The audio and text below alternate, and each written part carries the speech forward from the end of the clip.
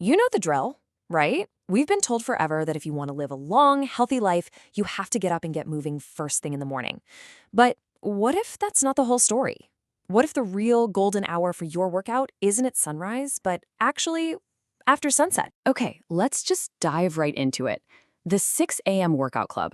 We've all been led to believe it's the absolute gold standard for health, for longevity. It's almost a sign that you're a disciplined, successful person, isn't it? But really, let's think about that for a second. Is there some kind of scientific magic that happens when that 6 a.m. alarm goes off? Something that unlocks health benefits you just can't get any other time of day? So many of us have literally built our lives around this one idea. And look, this has been the accepted wisdom for decades. You see it in fitness magazines, you hear it on morning talk shows. It's baked into our culture. The early bird gets the worm, and that worm is a longer life. Well, brand new research is here to challenge that entire belief system. And this is where things get really, really interesting. A huge new study is basically suggesting we might have had it backwards this whole time. The research is pointing to a new golden hour, and it happens long after most of us are done with our workday. And the findings, they were pretty striking. A study in the journal Diabetes Care found that exercising in the evening, specifically between 6 p.m. and midnight, was actually linked to the lowest risk of premature death from any cause, including things like heart attacks and strokes.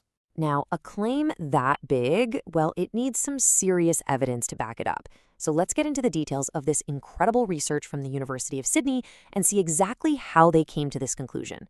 First off, this wasn't some small-scale test. We're talking about researchers analyzing data from over 30,000 people, most of them over the age of 40 and living with obesity. And they didn't just track them for a few weeks, they followed them for 8 full years, using activity trackers to get a super precise picture of their daily habits. And here's a really key detail. The group included almost 3,000 people with type 2 diabetes. That's a group where the timing of exercise can be especially important for health.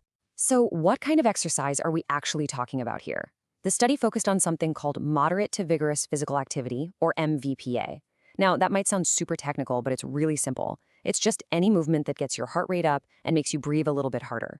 And you know what the best part is? You don't need a gym membership for this. We're talking about taking a brisk walk after dinner, choosing the stairs, or even just doing some really energetic house cleaning. The whole point is just getting that heart rate up, even if it's only for a few minutes at a time. Okay, so the longevity numbers from the study are pretty persuasive. But why? Why would an evening workout be so much better? Well, it turns out there are a bunch of physiological and even psychological perks to working out later in the day. So, why does our body seem to prefer this evening schedule? It really comes down to a few key things, from literally being stronger to just melting away all the tension from the day. You see, your body runs on an internal clock. It's called your circadian rhythm, and it affects everything. And what the science shows is that things like your raw muscle power, your flexibility, even your endurance are actually at their highest in the late afternoon and evening as your core body temperature goes up. That means you can often push harder and just perform better. And then there's the mental side of it. Think of an evening workout as a kind of reset button for your brain.